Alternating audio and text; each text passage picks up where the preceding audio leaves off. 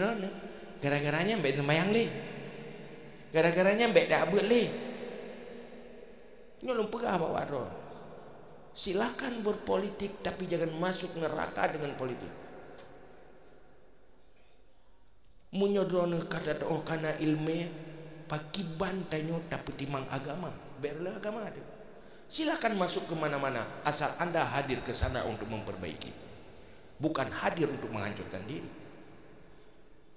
Maka malamnya lu pegah bawa rod, silakan masuk kemana saja, tapi Anda hadir bukan untuk menghancurkan diri, tapi untuk sebuah perbaikan.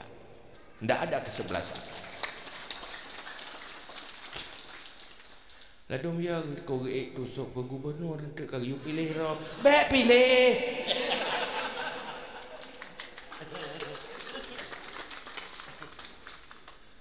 Apa yang takut? Oh iya aku takut talon tu gara-gara ramai kalau meladu sok tamang je lah menang kena. Kada titam si yang rugo pakon. Yang iya nu potrai le.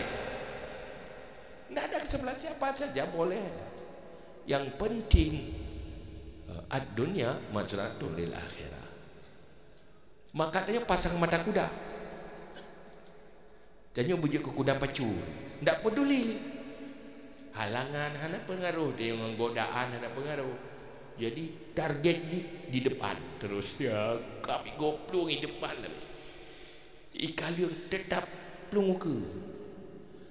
Baik kado tak fikir ke di gini deh.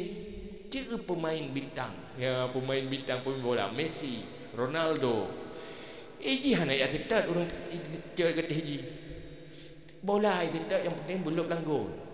Oh icik kata rubah bedah lau. Belum lau. Hana kata orang je. Oh kata long kayak tadi asuh orang je. Itu bukan pemain bintang lah. Jangan peduli. Kuing-kuing nanti icik kata iya lau bedah lau main lau. Munyong berat sakit buh bak ke bah. Buh bak bedah lau.